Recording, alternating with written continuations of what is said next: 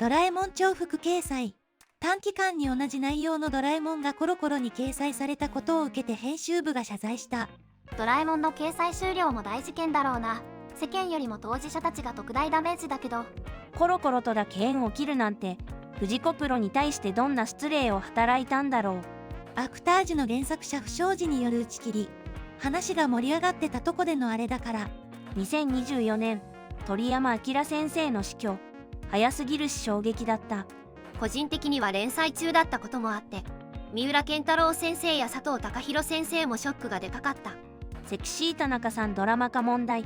漫画以外の業界まで波及して問題提起までして今後の漫画のメディア化を大きく変えた。かなり前から原作者の意向無視のドラマ作って問題になった事例はある。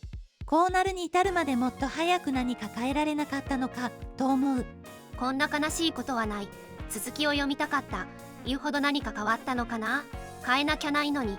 テルマエロマエがめっちゃ大ヒットしたのに作者には著作権使用料が100万ちょっとしか支払われていないと分かった時はかなり炎上したな。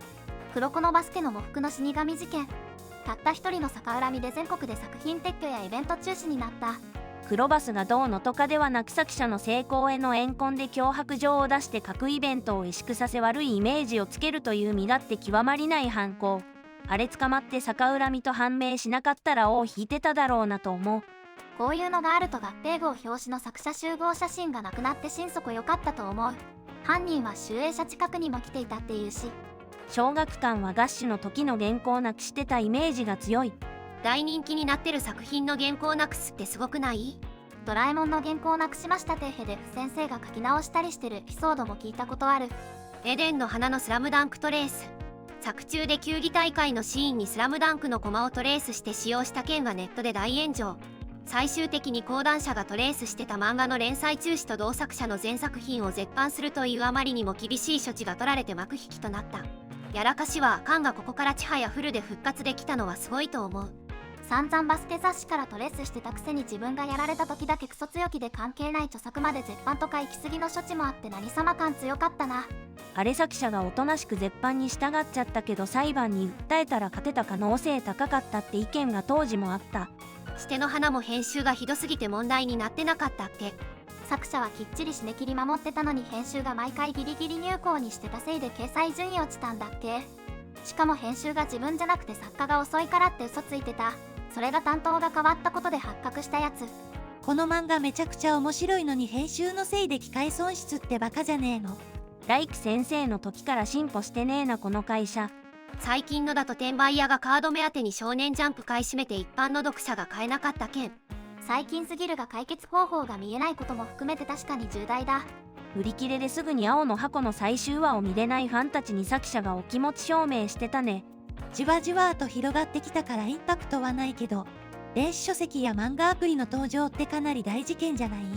今では無料で連載読めるものが大量にあるってよく考えたらすごい変化だよな。エニックスお家騒動。1990年代後半にエニックスの出版部門で起きた大規模な編集者、漫画家の離脱騒動。ガンガンなどで連載中の作品の8割が唐突に終了し当時はかなり話題になった。昔は漫画業界の大事件といえばこれだったけど令和に入って色々ありすぎたな。メラバカ騒動。シューマが掲載権をかけた新人レースに参加した読み切り作品なんだけど、全ページどころか作者の自画像までトレパクだと判明し大炎上。シューマガは謝罪しレースから除外された。パッチワーク漫画懐かしい。ネーム部門ならトレス無関係に受賞だったのにな。絵が評価されてたなら知らんが。 AI 漫画に新人賞を与えたやんじゃん。編集部もかなり、こっちは賞金も出てるし。白熊カフェの編集が原作者に連絡してなくて無許可でアニメ化された件は驚いたな。傲慢なのダメ編集のような人間が実在するとは。鬼滅の刃の爆発的大ヒット。明らかにあの辺りからジャンプアニメのクオリティが上がったよね。後アニメも普通の意味で大人も見るものと一般に認知された。それに社会現象として大々に報じられたことも。漫画と言っていいのかはちょいと微妙だが、海猿はテレビ局が勝手に設定資料集を作って販売したことに作者がもう二度とテレビとは仕事しないとぶち切れたな。海猿でテレビ局ともめブラックジャックによろしくで講談社ともめと気の毒すぎる。80年代90年代の大事件って何かないのかしら。1990年頃の有害コミック騒動とかかな。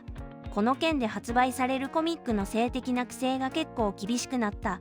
昭和の漫画業界の大事件は1970年の力石の葬式じゃねえかな。海外の話はよく知らないけど創作キャラの葬式まともにやったのなんてあれが初じゃない？他にお別れ会を行ったのはオスカル様、マーブニーさん、タッチの和也などがいるが全部力石の後だね。キャンディの絶版。原作者と作画家の著作権争いにより国民的人気作品が事実上封印作品となってしまった日本漫画史を代表する権利トラブル。現在進行形で働く細胞が大ごとになってるね。時はそうって普通に漫画業界の大事件じゃねえ。あそこから出た面々がどれもこれも化け物揃いだし未だに語り継がれてるわけで。大事件というか伝説というか。チートスレイヤー打ち切り。わずか1話での打ち切りというニュースを見て、嘘でしょうたった1話でってびっくりした。あそこまで伝説的な打ち切りはそうそうないよね。作者さんはまあ自分の思想や好き嫌いやらで目が曇ることがあるのは仕方ないんだけど、編集はなんで掲載したら炎上するのが分かりきってる作品通したんだって気持ちが強い。パロ元丸分かりだし話題になるって思ったのかね。実際は話題どころかド炎上ですけれども。漫画ワン事件。男性漫画家の性加害を知りながら別のペンネームで新連載の原作者に起用した。この隠蔽が発覚し複数の漫画家が漫画ワンから作品を引き下げる事態が発生。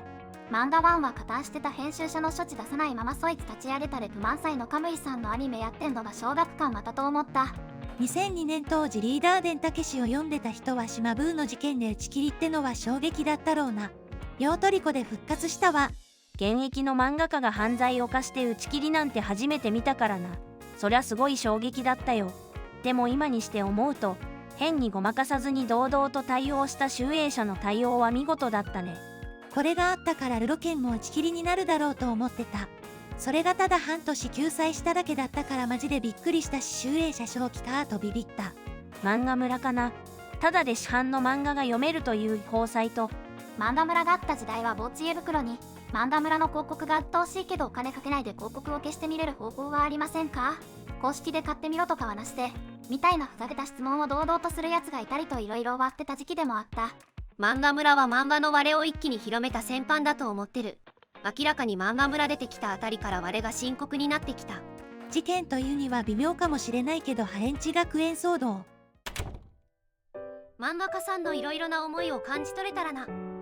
すごい未来のお話だなと思ってたらもう年代的に若子だった。漫画の来てない未来要素をまとめた動画もとても面白い出来です。次はどんな漫画のネタをまとめようかな。またよろしくお願いします。